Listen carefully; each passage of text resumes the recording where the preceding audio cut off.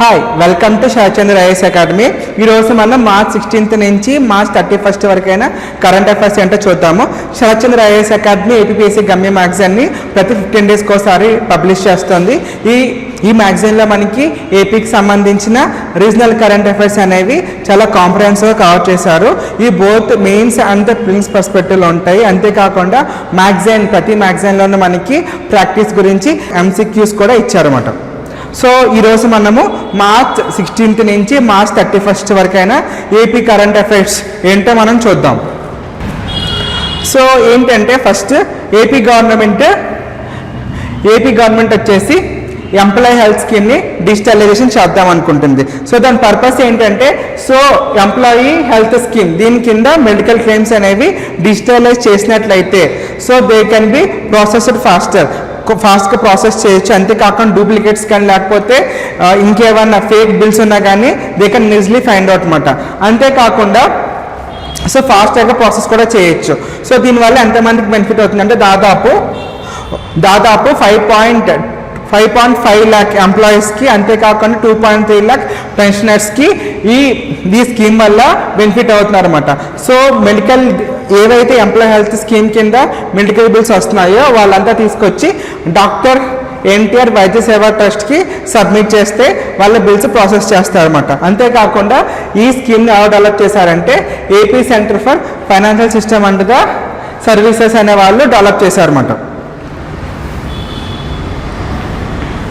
So EHS అంటే ఈ employee health scheme అనేది ఎవరెవరిని కవర్ చేస్తుంది అంటే ఎంప్లాయీస్, పెన్షనర్స్, అందరి ఫ్యామిలీ మెంబర్స్ని కవర్ చేస్తుంది. అండ్ దెన్ సెకండ్ క్వశ్చన్ తర్వాత AP Lokayukta. So AP Lokayukta యొక్క మెయిన్ పర్పస్ ఏంటంటే it is an anti corruption ombudsman. అంతేకాకుండా ఇంకేం చెప్తున్నారంటే లాస్ట్ ఒక యాన్యువల్ రిపోర్ట్ని రిలీజ్ చేసిందండి ఏపీ లోకాయుక్త. దాంట్లో ఏంటంటే దాదాపు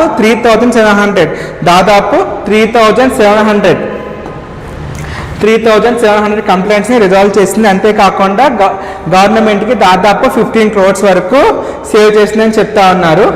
అంతేకాకుండా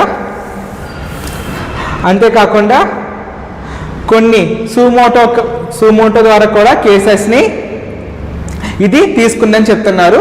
ఏపీ లోకాయుక్త అనేది ఏపీ లోకాయుక్త యాక్ట్ 1983 కింద ఫోర్స్లోకి వచ్చింది. ఇది నవంబర్ 15th నుంచి ఫంక్షనింగ్లోకి వచ్చింది అనమాట. సో దీని యొక్క ఫీచర్స్ లోకాయుక్త ఫీచర్స్ ఏంటంటే independence from the executive control and the informal procedure and the easy accessibility. అంతేకాకుండా almost free and prompt services to the people. అంతేకాకుండా ఇంకేం చెప్తున్నారంటే లాస్ట్ ఇయర్లో లోకాయుక్త అనేది కొన్ని సుమోటో ద్వారా కొన్ని ఇనిషియేటివ్ తీసుకుంటూ వచ్చింది. దాంట్లో ఏంటంటే directing the education institutions to release original certificates.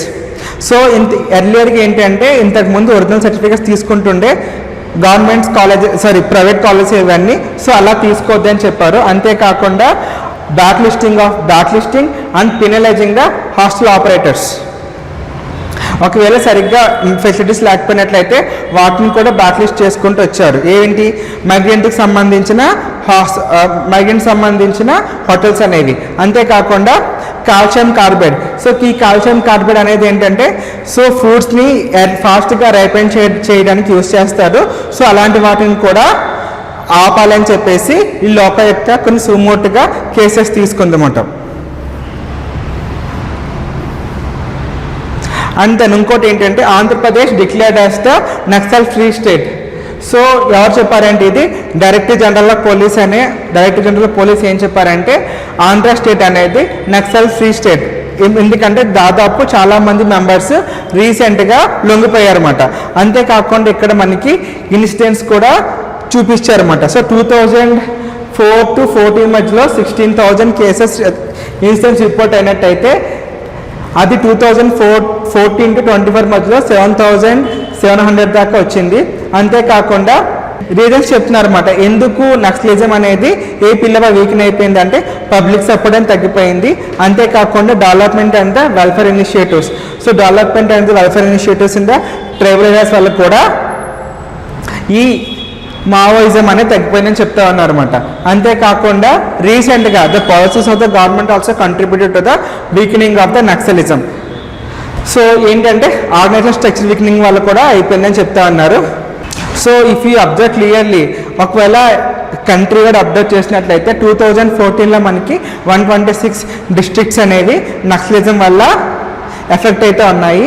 But అవన్నీ దాదాపు 2025 కల్లా సో 126 దగ్గర నుంచి 11కి వచ్చాయండి 2025 కల్లా. ఇప్పుడు ఏంటంటే దీనివల్ల ఇంత తగ్గిపోవడం వల్ల ఏమవుతుందంటే ఈ రెడ్ కార్డర్ అని కానీ నక్సలిజం అనేది కానీ బాగా వీక్న్ అయిపోయింది అని చెప్తా ఉన్నారన్నమాట. సో ఇప్పుడు నార్మల్ నక్సలిజం అనేది ఏంటంటే ఇది లెఫ్ట్ వింగ్ ఎక్స్ట్రీమిజంకి సంబంధించింది. సో ఇది ఎక్కడ ఆరిజిన్ అయిందంటే వెస్ట్ బెంగాల్లో నక్సల్బారి అనే విలేజ్లో ఆరిజిన్ అయ్యింది. సో ఇండియా ఒకానొక టైంలో ఆంధ్రప్రదేశ్లో శ్రీకాకుళం అనేది మావోయిస్ట్ యాక్టివిటీస్కి ఎపిసెంటర్గా ఉండేది అని చెప్తా ఉన్నారు. అంతేకాకుండా they also mention the government measures. So Naxalism control చేయడానికి గవర్నమెంట్ ఏ మెజర్స్ తీసుకుందంటే national policy of action plan ఒకటి, సమాధాన్ డాక్ట్రైన్. ఈ సమాధాన్ డాక్ట్రైన్ అనేది ఒక ఫుల్ ఫామ్ ఖచ్చితంగా తెలియాలి మనకి, ఇది చాలా ఇంపార్టెంట్. సమాధానం ఎస్ అంటే స్మార్ట్ లీడర్షిప్, ఏంటి అగ్రెసివ్ స్ట్రాటజీ, ఎం అంటే మోటివేషన్ అండ్ ట్రైనింగ్, ఏ అంటే అకౌంటబుల్ ఇంటెలిజెన్స్, డి అంటే డాష్బోర్డ్ బేస్డ్ కేపీఏ అంటే key performance indicators, and then H అంటే హార్నెసింగ్ టెక్నాలజీ, ఏ అంటే action plan for each theatre అంటే, and then N no financing. So ఈ Samadhan doctrine ద్వారా government is able to control the Naxalism in this Naxal affected areas అన్నమాట.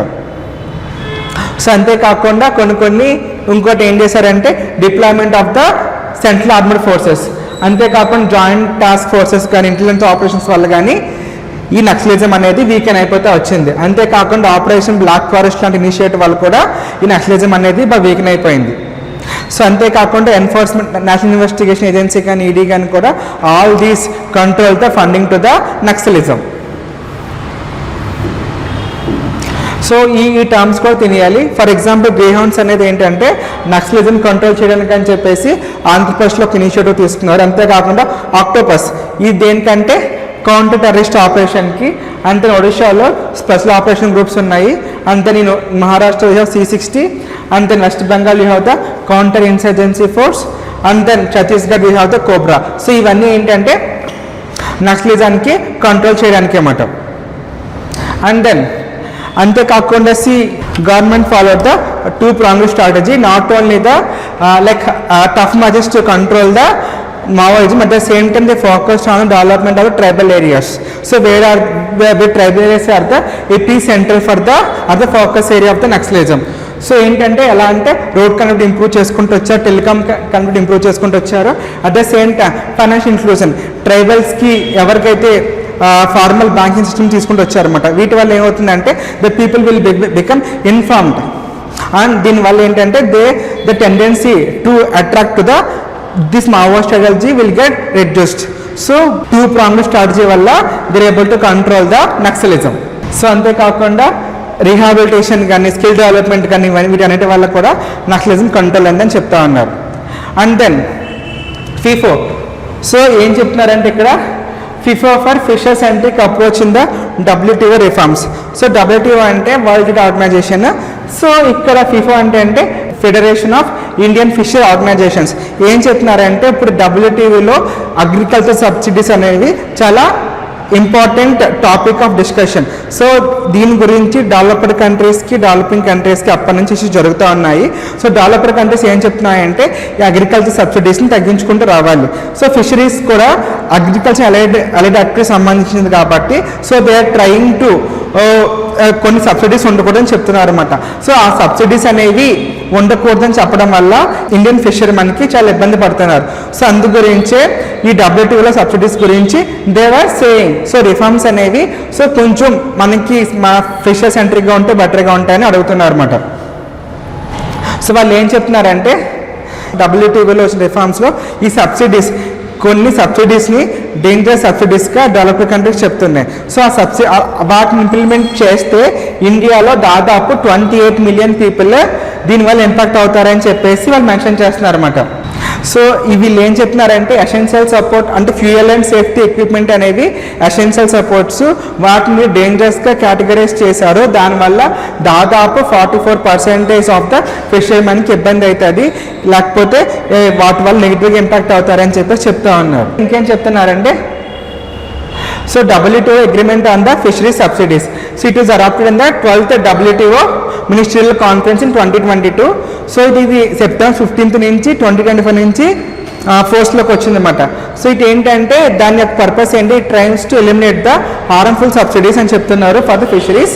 So దీంట్లో ఏంటంటే ఇది వేరేటిని, so ఆ పర్పస్ ఏంటి, ఆ దేంట్లో సబ్సిడీస్ అని చెప్పేసి తీసుకొచ్చారు కదా, వాటి యొక్క మెయిన్ ఏంటంటే ఓవర్ ఫిషింగ్ని అండ్ దెన్ ఓవర్ కెపాసిటీని, కానీ అంతేకాకుండా ఇల్లీగల్ ఫిషింగ్ని, అంతేకాకుండా అన్రెగ్యులేటెడ్, అన్రిపోర్టెడ్ అండ్ ఇల్లీగల్ ఫిషింగ్ని కంట్రోల్ చేయడానికి WTO అనేది ఈ రిఫార్మ్స్ని తీసుకొచ్చింది. బట్ వాటి వల్ల ఏమవుతుందంటే ఇండియన్ ఫిషర్మెన్ ఇబ్బంది పడుతున్నారని చెప్తున్నారు అనమాట. సో ఇంకోటి ఏంటంటే India has not ratified that commitment అని చెప్తున్నారు. సో ఇది ఎక్కడుందంటే ఫిఫో అనేది it is a national level body. ఎక్కడుందంటే నాగర్కోయిల్లో ఇది ఉందన్నమాట. సో దీని యొక్క పర్పస్ ఏంటంటే ఇది యొక్క ఎవరైతే ఫిషర్మెన్ కమ్యూనిటీ ఉందో వాళ్ళ ఐడియాస్ని అడ్వకేట్, లేకపోతే వాళ్ళ రైట్స్ని ప్రొటెక్షన్ చేయడం గురించి అడ్వకేట్ చేస్తూ ఉంటారు అనమాట. సో అంతేకాకుండా so AP government is planning to develop the city gas distribution policy. So ఇది దేనికి సంబంధించి అంటే జనరల్గా మనకి ఇళ్ళకి డొమెస్టిక్ గ్యాస్ అనేది వస్తూ ఉంటుంది. అండ్ అలా కాకుండా పైప్డ్ న్యాచురల్ గ్యాస్ సప్లై అంటే పైప్ లైన్స్ ద్వారా డొమెస్టిక్ హౌసెస్కి గ్యాస్ సప్లై చేయడం గురించి అని చెప్పేసి ఒక పాలసీని తీసుకొచ్చింది ఏపీ గవర్నమెంట్. సో దీని యొక్క ఏంటంటే దీని మెయిన్ పర్పస్ ఏంటంటే స్ట్రీమ్ లైన్ చేయడము, అంతేకాకుండా ఏవైతే బాటిల్ లక్స్ ఉన్నాయో వాటిని క్లియర్ చేయడము and then time bound response కూడా. So under the policy SLUCC state level committees, state level utilities coordination committees chaired by the chief secretary will provide the policy direction and the oversight. So ఈ city gas distribution policy ఎట్లా implement అవ్వాలి, ఎట్లాగా proceed అవ్వాలి అని చెప్పేసి ఏం చేస్తారంటే chief secretary చూసుకుంటారు అనమాట. సో అంతేకాకుండా దీని యొక్క మెయిన్ ఫీచర్స్ ఏంటంటే ఈ policy single window clearance mechanism తీసుకొస్తుంది, అంతేకాకుండా డిలేస్ని అడ్రస్ చేయడం, అంతేకాకుండా ఈ పైప్ లైన్ పర్మిషన్స్ వితిన్ 21 daysలో ఇవ్వాలి అని చెప్పేసి కూడా చెప్తా ఉన్నారు అనమాట. సో అంతేకాకుండా ఏపీ గవర్నమెంట్ ఏం చెప్తుందంటే safe drinking water to every household by 2028 చెప్తుంది. దీనికి సంబంధించి ఏపీ స్టేట్ గవర్నమెంట్ సెంట్రల్ గవర్నమెంట్తో MOU కూడా సైన్ చేసుకోండి. దేని కింద అంటే జల్ జీవన్ మిషన్ 2.0 కింద state government central government MOU sign చేసుకుంది. సో దీని కింద ఏంటంటే achieving the Har Ghar Jal target ensuring functional household tap connection to all households by 2028. ఏంటంటే Har Ghar Jal target by ensuring functional household tap connections to all households by December 2028. So 2028 కల్లా ప్రతి ఇంటికి పనిచేసే tap connections ఇవ్వాలి అని చెప్పేసి దీని purpose మాట.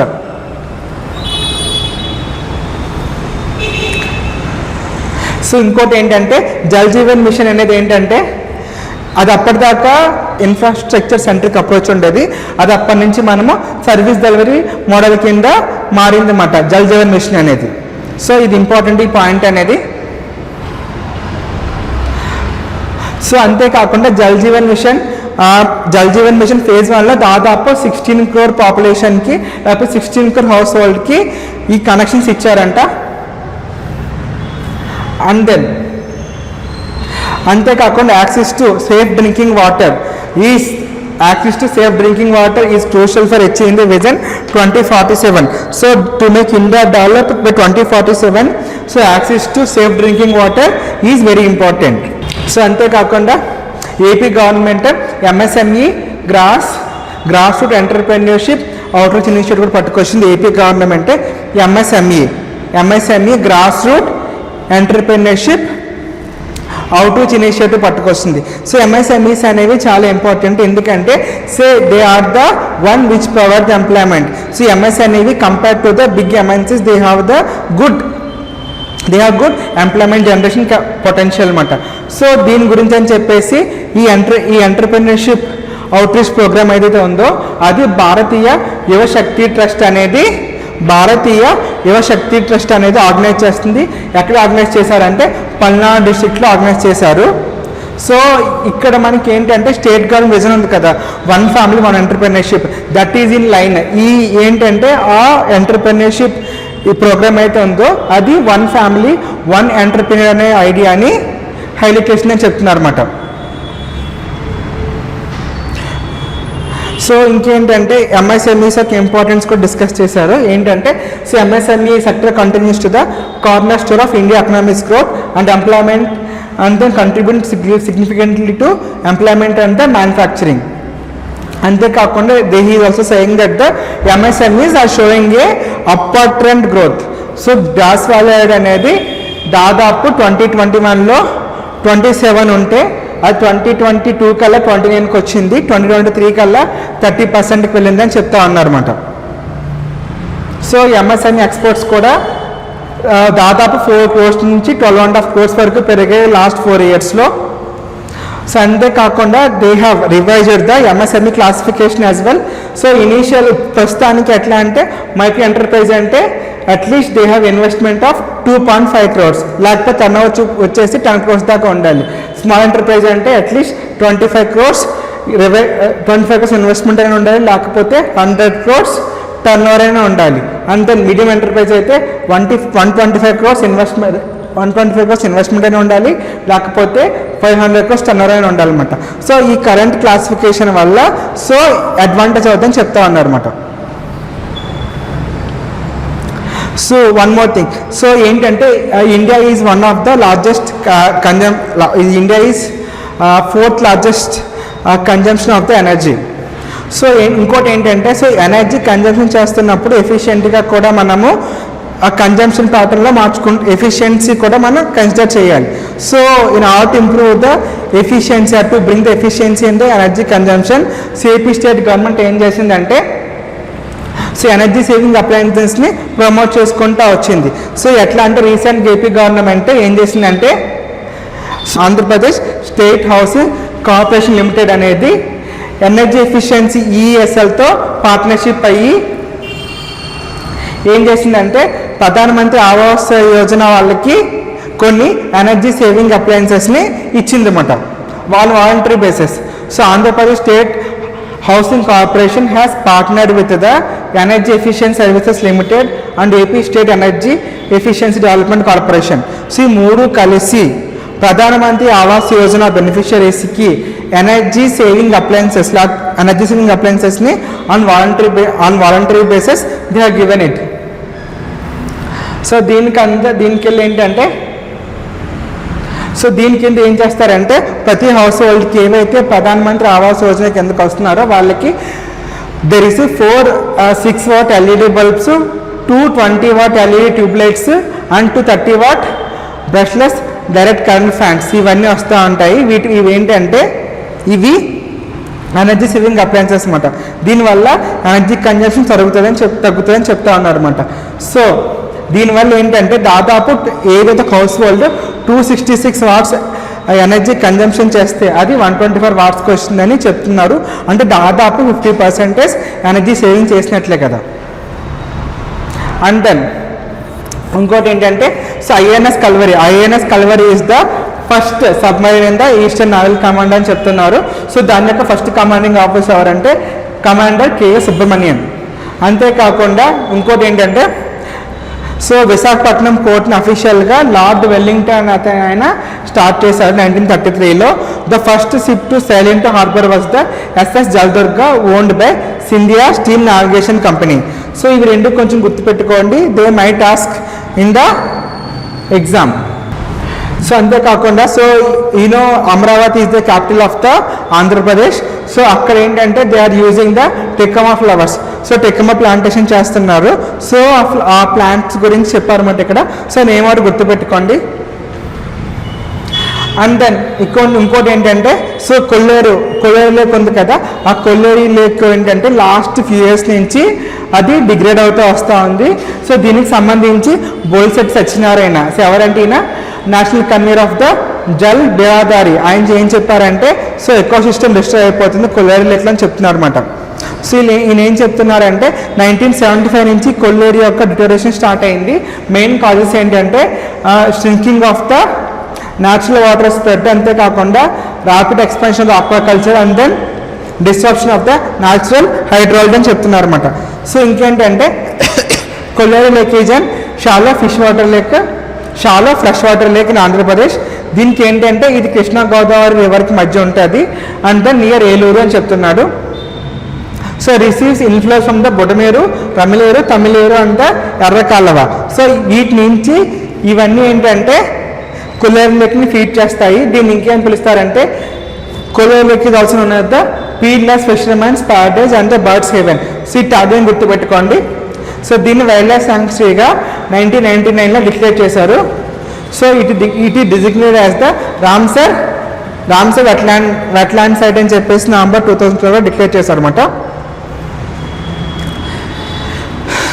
సో అంతేకాకుండా ఇదేంటంటే ఎల్లప్పు కళాసాగర్ అని ఆయన ఏం చేశారంటే ఆర్ట్ ఆఫ్ ఆంధ్రప్రదేశ్ సంబంధించి ఒక బుక్ని అయితే వీళ్ళు రిలీజ్ చేశారు. సో ఏంటంటే Andhra Pradesh is known for the many artistic legacy అన్నమాట. సో ఆ లెగసీని డిస్క్రైబ్ చేస్తూ ఎల్లప్ప కళాసాగర్ అని ఆయన బుక్ రాశారు, ఆ బుక్ రిలీజ్ అని చెప్తున్నారు అనమాట.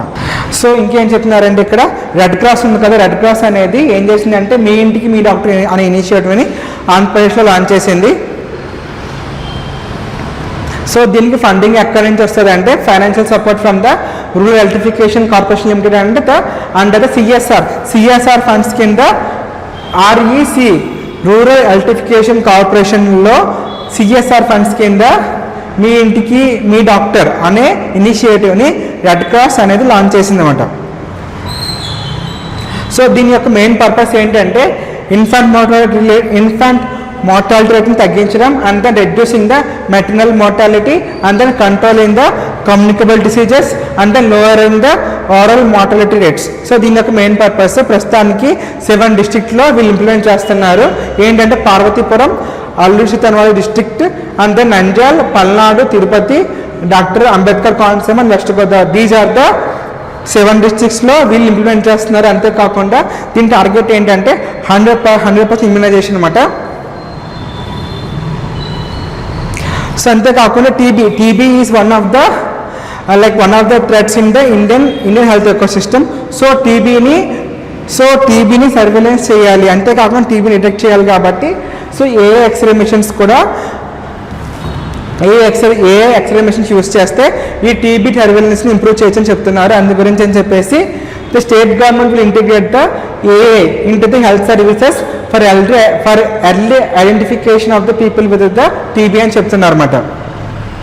సో మనకి ఇక్కడ తెలుసుకోవాల్సిన విషయం ఏంటంటే 24th March of every year is celebrated as the world tuberculosis day. అంతేకాకుండా 2026 యొక్క గ్లోబల్ థీమ్ ఏంటంటే yes we can end TB. So ఈ global theme and then 24th March ఈ 2 డేట్స్ మీరు ఖచ్చితంగా గుర్తుపెట్టుకోవాలి. సో టీబీ అనేది మైక్రోబాక్టీరియం ట్యూబర్కులోసిస్ దానివల్ల ఇది లంగ్స్ని ఎఫెక్ట్ చేస్తూ ఉంటుంది. సో మనకి టీబీ వచ్చినప్పుడు ఫస్ట్ లైన్ ఆఫ్ యాంటీబయాటిక్స్ ఉన్నాయి. ఫస్ట్ లైన్ ఆఫ్ యాంటీబయాటిక్స్ ఏంటంటే అవి ఐఎన్హెచ్ ఐసోఎనర్జిక్ ఆర్ఐఎఫ్ అంటే రిఫాంపిన్, పైరాజమినైడ్ అండ్ దెన్ ఎథాంబుటాల్. సో ఈ 4 యాంటీబయాటిక్స్ అనేవి ఫస్ట్ లైన్ ఆఫ్ డిఫెన్స్ సంబంధించినవి, దేనికంటే టీబీని కంట్రోల్ చేయడానికి.